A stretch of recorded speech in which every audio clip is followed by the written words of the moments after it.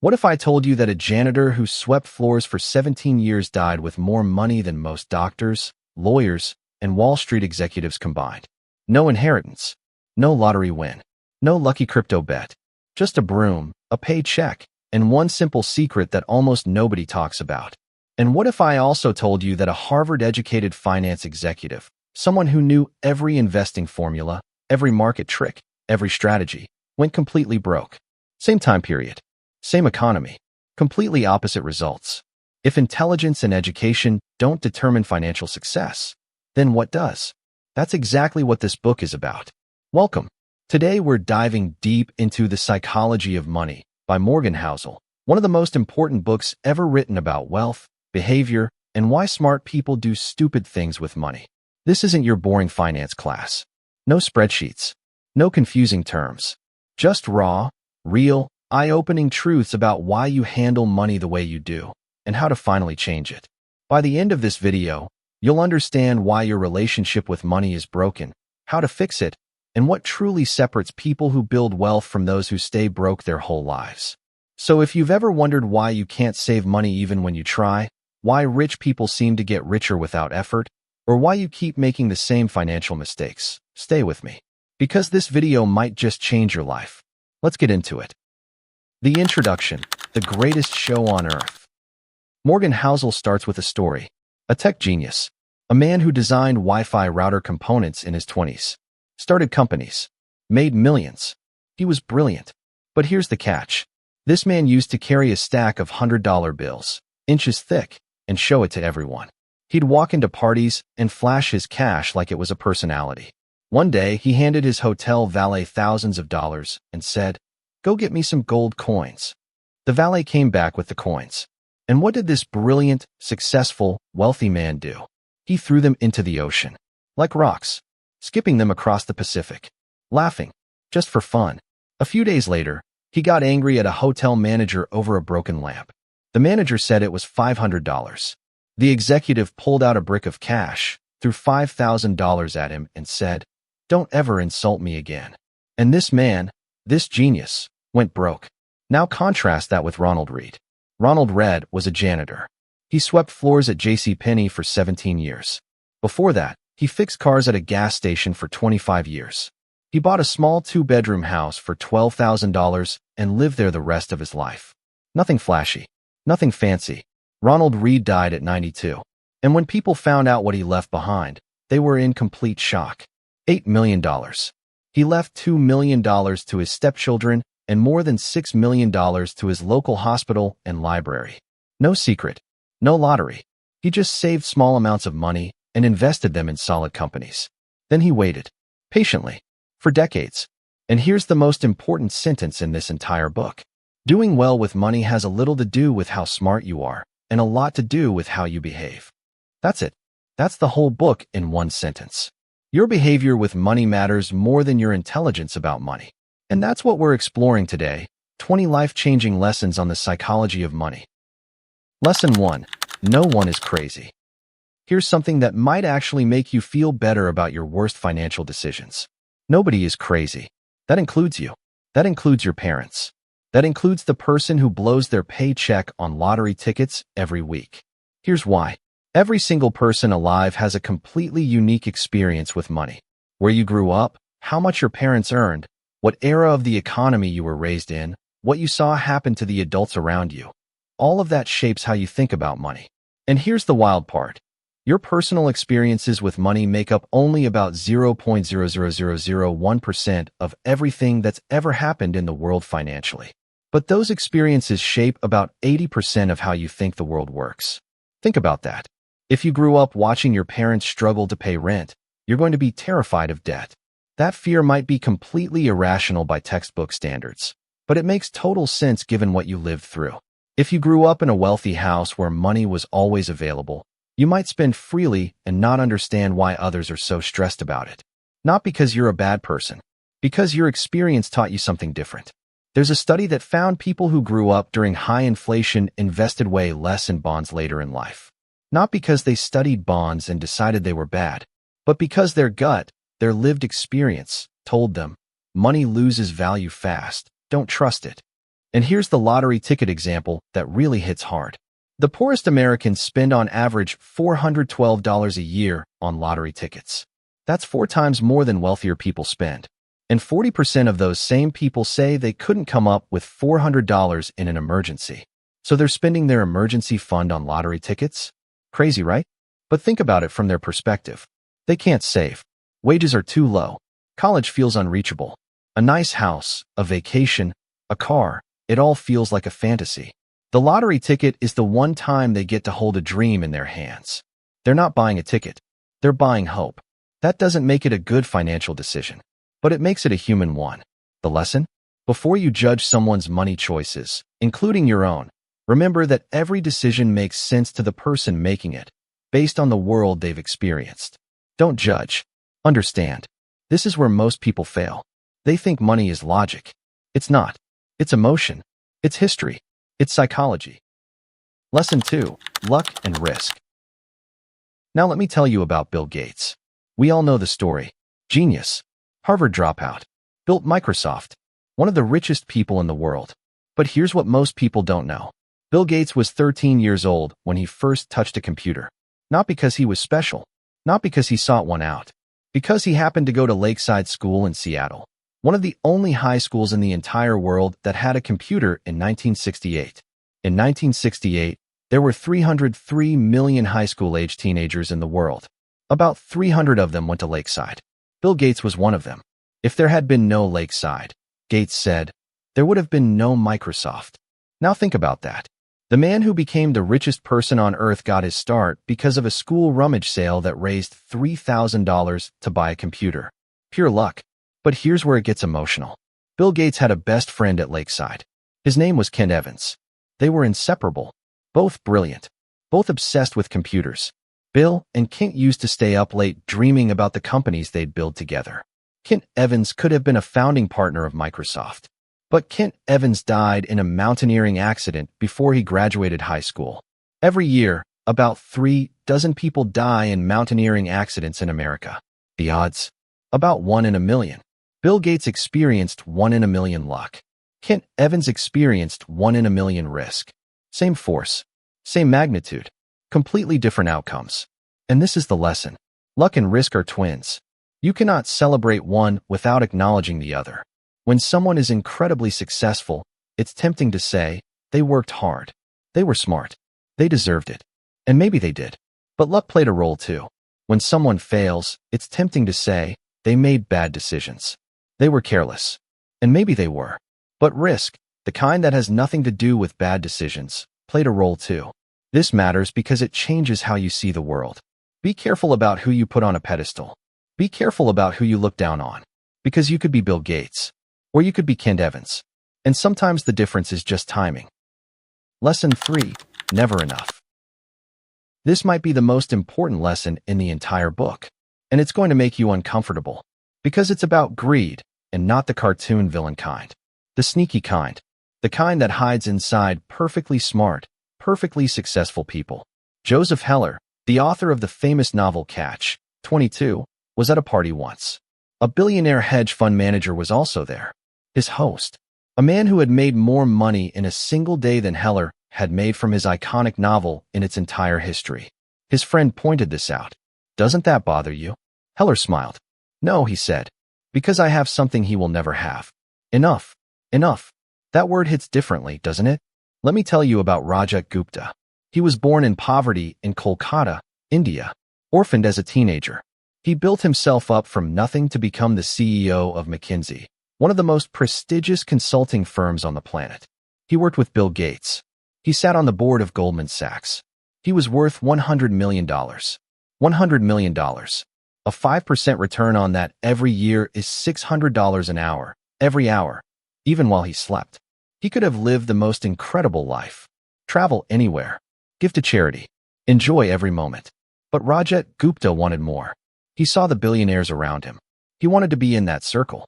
So he started leaking insider information about Goldman Sachs to a hedge fund manager. Illegal trades. Millions in profits. He got caught. He went to prison.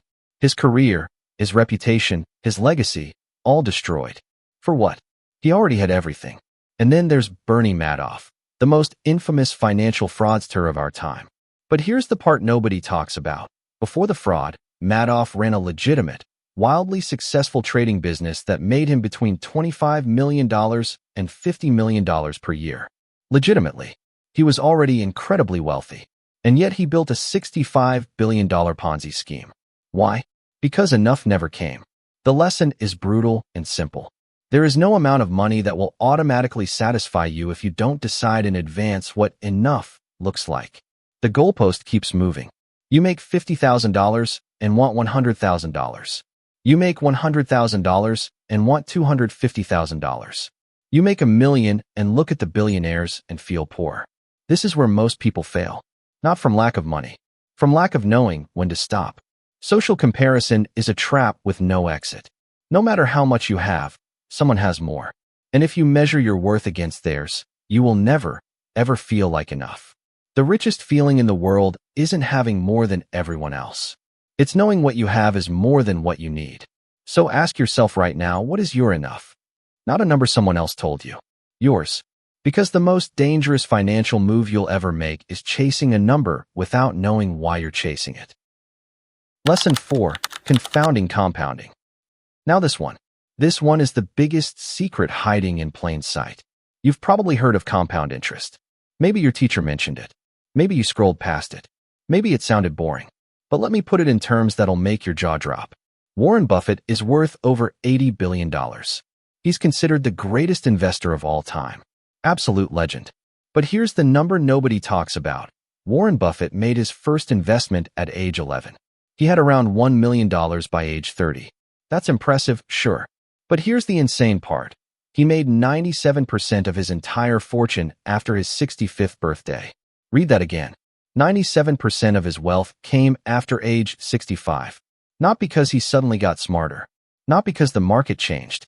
Simply because compounding had been running for decades, and the longer it runs, the more explosive it becomes.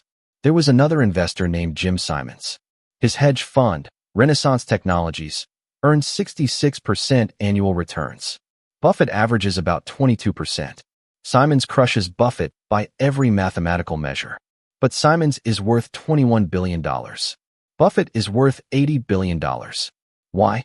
Because Simons didn't start investing seriously until his mid-50s. Buffett started at 11. Compounding doesn't care about how smart you are. It only cares about how long you let it run. Here's what this means for you specifically. If you're a teenager or young adult watching this, you have the most powerful asset in the world right now. Not money, time. If you invest just a small amount every month starting today and let it compound for 40 years, you will likely end up with more wealth than someone who invests 10 times as much but starts 20 years later. Good investing isn't about finding the best stocks or the best strategy. It's about being decent, not spectacular, for an extraordinarily long time. The biggest enemy of compounding? Interrupting it. Pulling your money out early. Panic selling when the market drops. Starting and stopping. The secret isn't a hot stock tip. The secret is time. And you have it. Right now. Today. Don't waste it. Lesson 5. Getting wealthy versus staying wealthy. Here's something nobody teaches you. Getting rich and staying rich are two completely different skills. And almost no one talks about the second one. Think about it like this. Getting rich requires boldness. Taking risks. Betting on yourself. Hustling hard. Saying yes to opportunities. Being aggressive. But staying rich? It requires almost the opposite. Staying rich requires humility. Fear. Accepting that what worked to build wealth might not be what keeps it. Playing defense instead of offense. Housel tells a story about Jesse Livermore, one of the greatest stock traders who ever lived. In 1929, right before the great stock market crash, Livermore made a massive bet that stocks would fall. When the market crashed and millions of people lost everything, Livermore made $100 million in a single day. Adjusted for inflation, that's over $1 billion today. He was the greatest trader alive. And then he lost it all. He kept taking bigger and bigger bets. His confidence, the same aggression that made him great, became his destruction. He went bankrupt. And eventually, he took his own life. And then there's the opposite story.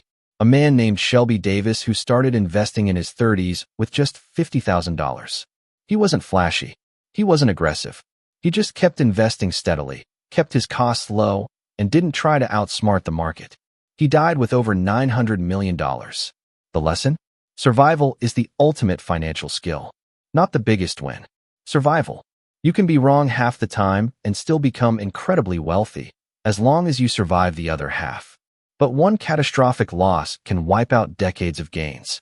This is why the best financial strategy often looks boring. Save regularly. Don't take crazy risks. Don't try to get rich overnight. Stay in the game. Because here's the catch. You can only benefit from compounding if you don't interrupt it. And you can only interrupt it by either selling too early, taking on too much risk, or making one disastrous bet that wipes you out. Housel says it best. The ability to stick around for a long time, without wiping out or being forced to give up, is what makes the biggest difference. Not talent, not genius, just survival. Lesson 6. Tails, you win. This one is going to change how you see failure. In any area involving money, investing, business, careers, the outcomes are not distributed evenly. Most things fail. A tiny few things succeed enormously. This is called a tail distribution. The tail, the extreme outlier, dominates everything. Amazon started by selling books online. Most people thought it would fail. Jeff Bezos launched over 100 different features and products in the early years. Most of them flopped. But Amazon Web Services, AWS, became a massive hit. And that one-tail event now generates more profit than all of Amazon's retail operations combined. Apple made hundreds of products. The iPhone is the one-tail event that made Apple the most valuable company in history. Walt Disney made hundreds of movies. Snow White was the one film that saved the studio from bankruptcy in 1937. Here's the point. These companies, these investors, these people, they didn't succeed by being right all the time. They succeeded by not being wiped out when they were wrong, and being in a position to benefit massively the one time they were spectacularly right. Venture capital funds work like this. They invest in maybe 100 startups. 90 of them fail. 5 do okay. And one, just one, returns 100 times the money invested. That one tail covers all the losses and makes the fund a huge success. What does this mean for you? It means you're allowed to fail. A lot. As long as you stay in the game. Don't let failures convince you to quit. Because the one time you're right could be enormous. The person who keeps showing up, keeps investing, keeps trying, despite loss after loss, is the one who eventually catches a tail. Most of life's biggest wins come from rare, extraordinary events. Your job isn't to be right every time. Your job is to stay in the game long enough that when the rare win comes, and it will, you're still there to catch it. Lesson 7. Freedom. Let me ask you a question that might be more important than any investment tip. What does money actually buy you? Cars? Houses? Designer clothes? Respect? Morgan Housel says the highest form of wealth is something far less flashy, far less Instagrammable. The ability to do what you want, when you want, with who you want, for as long as you want. That's it. Freedom. He references a study that tracked thousands of people's happiness over decades. The researchers asked, what factor, more than any other, predicts happiness? The answer wasn't income. It wasn't fame. It wasn't success. It was control over your time. The people who were happiest were the ones who felt like they decided how to spend their days. Not their boss. Not their debts. Not their schedule. Them. Think about the difference between two people. Person A earns $200,000 a year, but has to be available 24/7. Their boss can call them on weekends. They work 70 hours a week. They've got an expensive apartment, a nice car, fancy vacations, but they feel trapped. Person B earns $60,000 a year, but owns their schedule. They work 40 hours a week. They say no to meetings that waste their time. They pick their kids up from school. They sleep in when they're tired. They don't feel rich, but they feel free. Who is wealthier? Most people would say person A has more money. But Housel would argue person B has more wealth. Because money's greatest gift isn't the stuff it buys. It's the time it creates. And here's the modern trap that so many people fall into. They use their money to buy things that signal wealth, nice clothes, luxury cars, expensive phones, because they want respect. But those things actually take away their freedom. Every upgrade to a lifestyle costs money that could have bought time. The irony of wealth is that the more you display it, the more you might be losing the thing that makes wealth valuable in the first place. So next time you're about to spend money, ask yourself, is this buying me freedom or taking it away? Lesson 8. The Man in the Car Paradox. Speaking of expensive cars, here's one of the most mind-bending ideas in this entire book.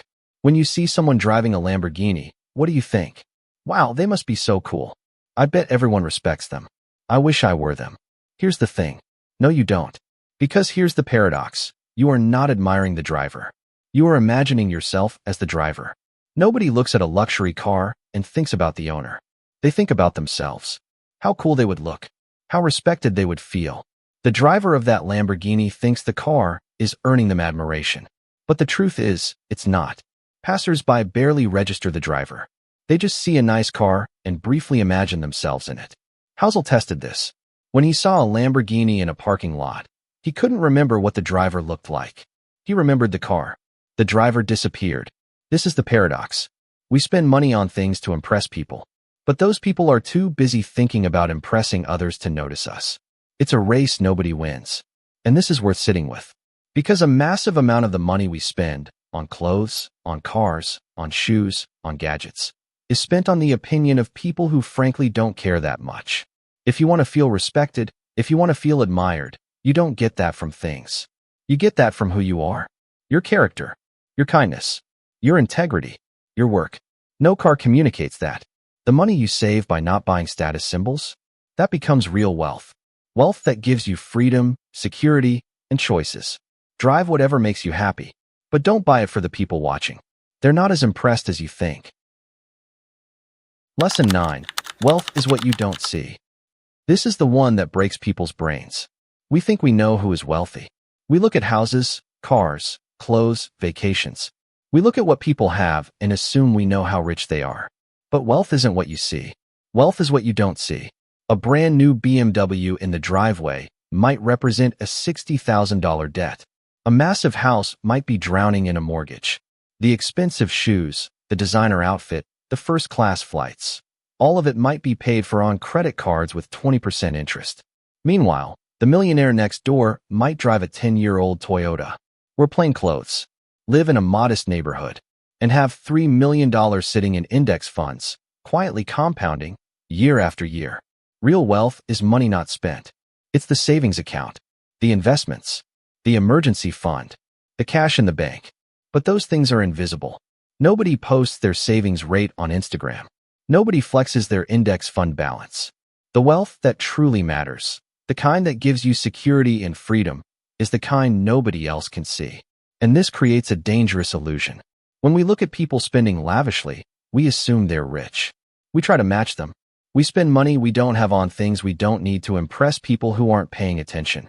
And in doing so, we destroy the actual wealth we could be building. Here's a reality check. A study found that the median millionaire in America does not live like you'd expect. They live in a middle-class neighborhood. They drive used cars. They clip coupons. They are incredibly boring by social media standards. But they are free. The flashy person everyone thinks is rich, often in debt. The quiet person nobody notices, often wealthy. Stop trying to look wealthy. Start actually becoming it. Lesson 10. Save money. Now we've arrived at what might sound like the most boring lesson. Save money. But here's how Housel flips this completely on its head and makes it the most radical thing you can do. Most financial advice tells you to save money for a specific goal. A house, a car, a vacation, retirement. Housel says that's fine. But the real power of savings isn't about the goal. It's about flexibility. It's about options. Here's a story to make this concrete. Imagine two people, both 25 years old. Person A earns $70,000 a year and spends $68,000. They have $2,000 saved at any given time. Person B earns $50,000 a year and spends $40,000. They have growing savings every month. Person A gets a better job offer, but it requires moving cities. They can't do it. They have no safety net. One missed paycheck and they're in trouble. They stay stuck. Person B gets the same offer. They can take the risk. They have savings to cover the gap during the move. They take the leap. Their career explodes. Same economy. Different outcomes. Not because of talent. Because of savings. Savings give you the ability to wait. To say no to bad offers. To wait for good ones. to take calculated risks without gambling your survival. And here's the deep truth. You don't need a specific reason to save. I want options is a good enough reason. The world is unpredictable. Jobs disappear. Health crises happen. Opportunities appear without warning. The person with savings can respond. The person without savings can only react. You don't need a high income to build savings. You need a gap between what you earn and what you spend. And you can create that gap by spending less just as effectively as by earning more. Start small. Even 5% of your income. Build the habit. Because savings without a goal is still freedom. And freedom is the whole point. Lesson 11. Reasonable beats rational. This one is going to feel a little strange, because it goes against everything you've been taught. In theory, the perfect financial decision is the fully rational one. The spreadsheet answer. The mathematically optimal move. But Housel says, forget perfect. Aim for reasonable. Here's why. The mathematically optimal stock portfolio for long-term growth might require you to hold your investments through a 40% crash without selling a single share. Historically, markets recover. Logic says, hold. But if you've watched half your life savings vanish on a screen, and you have kids at home, and you don't know if this crash is temporary or permanent, can you actually hold? Probably not. The emotional pain becomes unbearable. You sell at the bottom. You lock in the loss. And you feel like a failure. Now imagine a slightly less optimal portfolio. One with more stability. One that doesn't crash as hard. Mathematically, it earns slightly less over 40 years. But you can actually stick with it. You don't panic. You sleep at night. Which strategy builds more wealth? The perfect one you abandon? Or the imperfect one you maintain for decades? The reasonable one wins. Housel even talks about this in his own investing life. He invests in index funds. He doesn't try to pick stocks. He doesn't try to time the market. By every academic measure, his strategy isn't optimal, but it's one he can stick to. It requires no special knowledge, no market predictions, no stress. Just consistent action over time. The best investment strategy in the world is worthless if you can't emotionally stick with it. So here's the permission you didn't know you needed. You don't have to be perfect with money. You have to be consistent. You have to be reasonable. You have to make choices you can live with, sleep through, and maintain through hard times. The person who makes slightly worse financial decisions and never deviates almost always beats the person who makes perfect decisions and panics under pressure. Be reasonable, not perfect. Lesson 12. Surprise. Here's a humbling truth.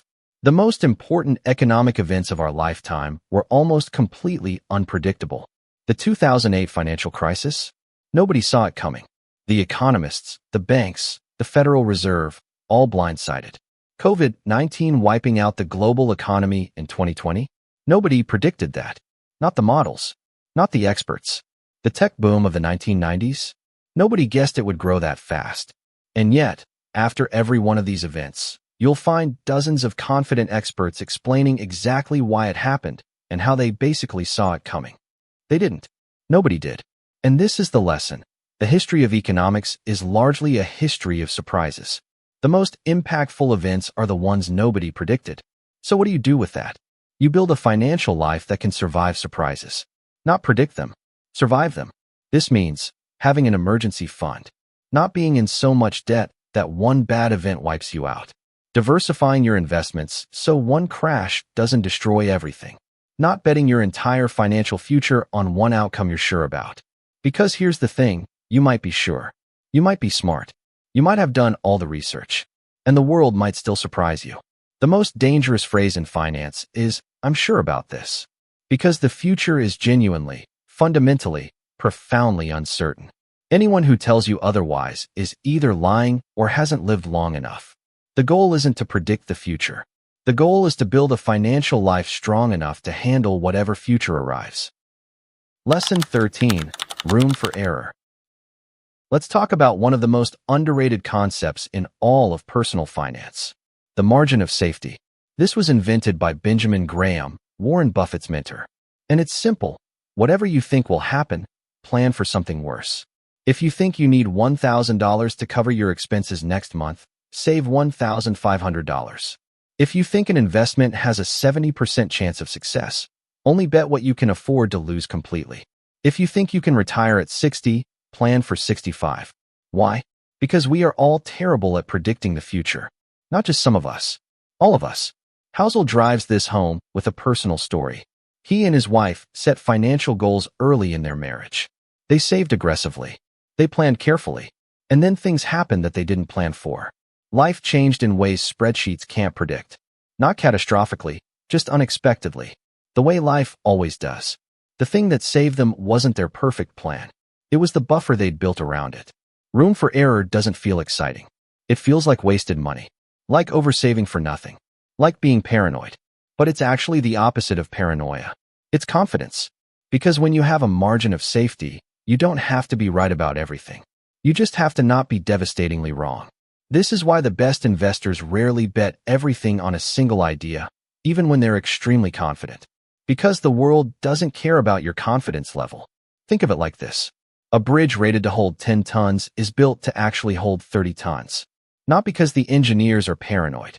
Because they know the real world is messy, unpredictable, and full of variables the blueprints didn't account for.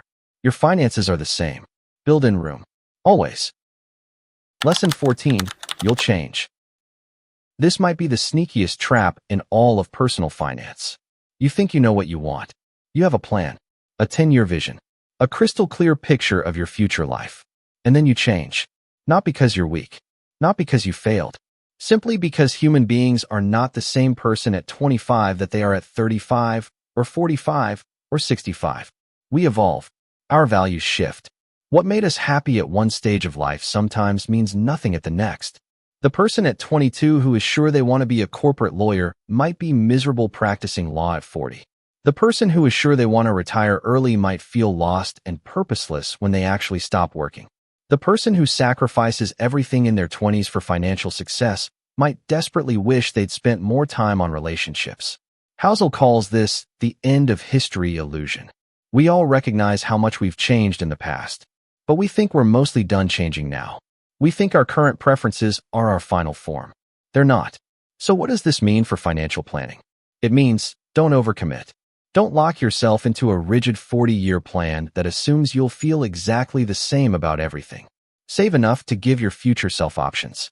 Because your future self might want something completely different than your current self wants.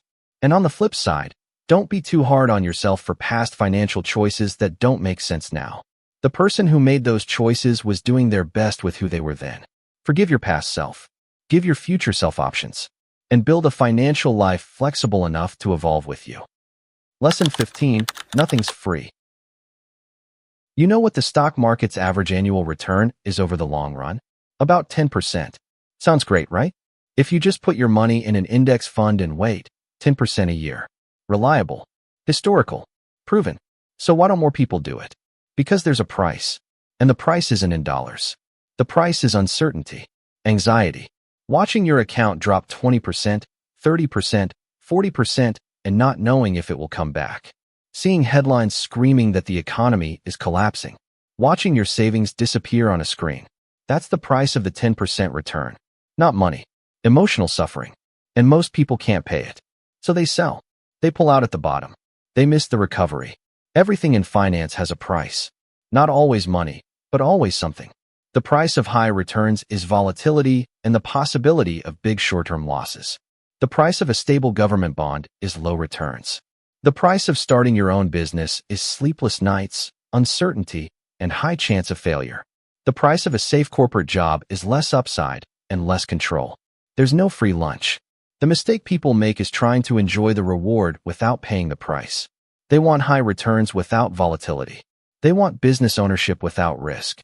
They want security without sacrifice. So they end up with compromised versions of everything and the full benefit of nothing. Housel's advice? Identify the price of whatever financial outcome you want. Then decide, honestly, if you can pay it. Not financially, emotionally, practically. If you can't stomach watching your investments drop 40%, maybe the stock market isn't for you in the form you think. Find a portfolio you can actually hold through the bad times. Because the strategy you can maintain is always better than the perfect strategy you abandon the moment things get hard. Know the price. Pay the price. Get the reward. Lesson 16. You and me. Here's something that creates massive confusion and tons of bad financial decisions. Not everyone is playing the same game. When you hear investing advice on YouTube or Twitter or from your friend, that person might be a day trader who thinks about a stock's price in terms of minutes and hours, or a hedge fund manager who thinks in terms of quarters, or a long-term investor who thinks in terms of decades. They're all talking about investing, but they're playing completely different games with completely different rules. The problem happens when a message designed for one game bleeds into another. In 2000, during the dot-com bubble, tech stocks were absurdly overvalued. Any rational long-term investor should have known to avoid them. But day traders and short-term speculators were making money on the momentum every single day. Their behavior was rational for their game. But regular investors watching and copying them, they got destroyed when the bubble burst, because they adopted a short-term trader's reasoning for a long-term investment. Before you make any financial decision, ask, who is giving me this advice? What game are they playing? Is it the same game I'm playing? Your 65-year-old neighbor bragging about a hot stock pick might be a retired investor who can afford to gamble with play money. You are 22 years old with rent due next month. That's not the same game. A hedge fund manager on TV predicting a market crash might be using that strategy to hedge a billion-dollar portfolio. You are building long-term wealth for retirement in 40 years. Not the same game. Be clear about your game. Ignore advice for other games. And never let someone else's short-term thinking derail your long-term plan. Lesson 17. The Seduction of Pessimism. Why do doom and gloom predictions get so much attention? Why does "the market is going to crash" get 10 million views while the market will slowly grow over 40 years barely gets shared? Because pessimism sounds smart. Optimism sounds naive. A person who says things are going to be fine seems like they don't understand the complexity of the world. But a person who says everything is about to fall apart seems like they've done their research, like they see something others don't. Housel calls this the seduction of pessimism. But here's the reality. The long history of financial markets is overwhelmingly a story of growth, recovery, and progress.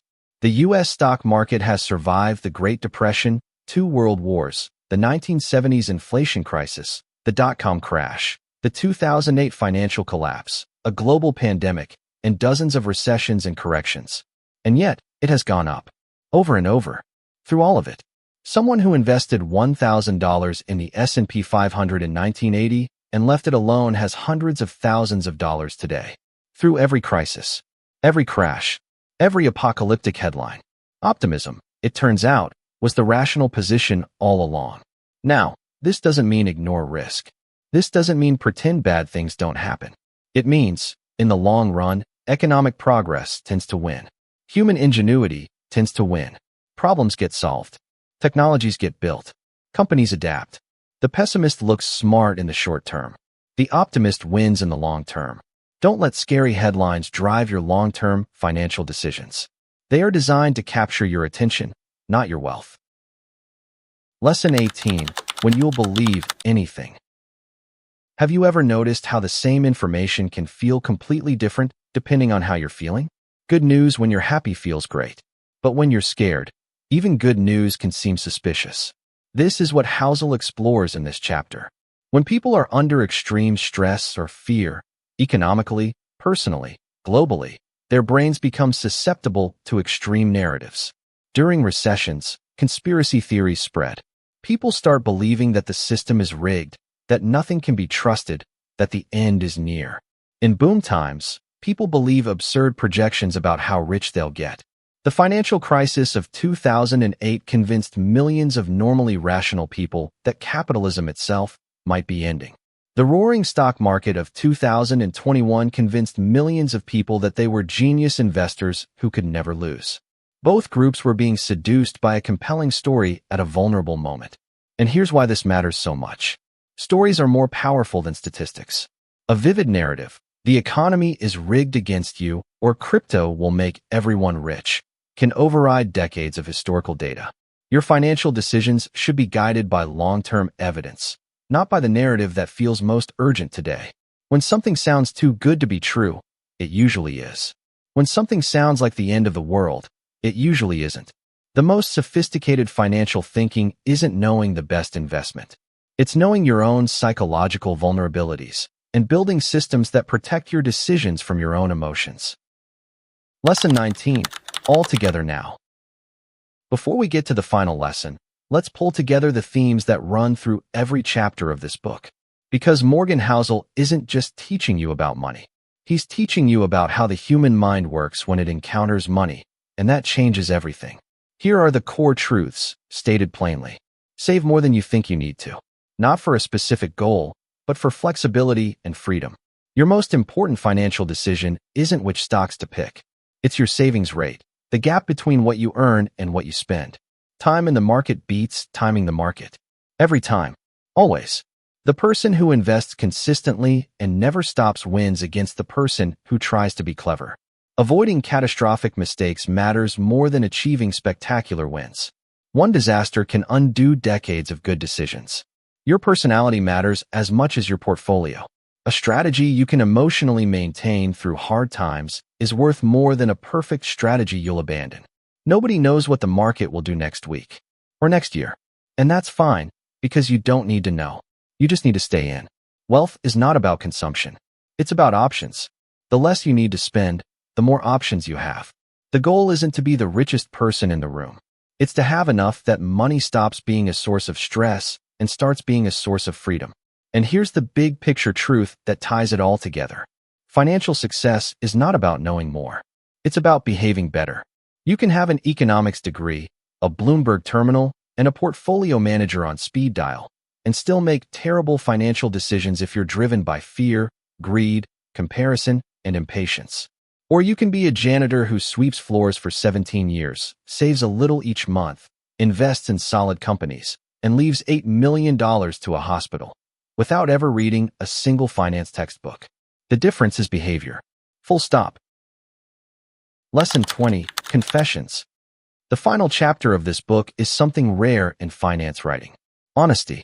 Morgan Housel doesn't just tell you what to do. He tells you what he does. And it's not the mathematically optimal thing. He and his wife keep a lot of cash in a savings account. By every financial textbook, that's inefficient. The money should be invested. It would earn more. But here's why they do it.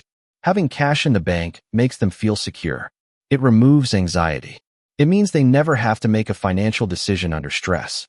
And by removing that stress, it allows them to make better decisions about everything else. It helps them sleep. It keeps them from panic selling investments during downturns. Is it the mathematically optimal strategy? No. Is it the right strategy for them? Absolutely yes. This is the whole point. The best financial plan is the one you can actually live with, not the one that looks perfect on paper. Housel also talks about why he doesn't try to pick individual stocks, even though he writes about investing professionally. Because he knows himself. He knows he'd get emotionally attached. He knows he'd second-guess every decision. So he uses index funds. Simple, boring, consistent. He doesn't pretend to be a perfect investor. He pretends to be a good enough investor who never stops. And that, it turns out, is more than enough. The conclusion. So what have we learned? 20 lessons. One big idea. The way you think about money matters more than anything you know about money. The janitor beats the Harvard MBA because of patience. The tech genius goes broke because of ego. Bill Gates changes the world because of luck and hard work combined.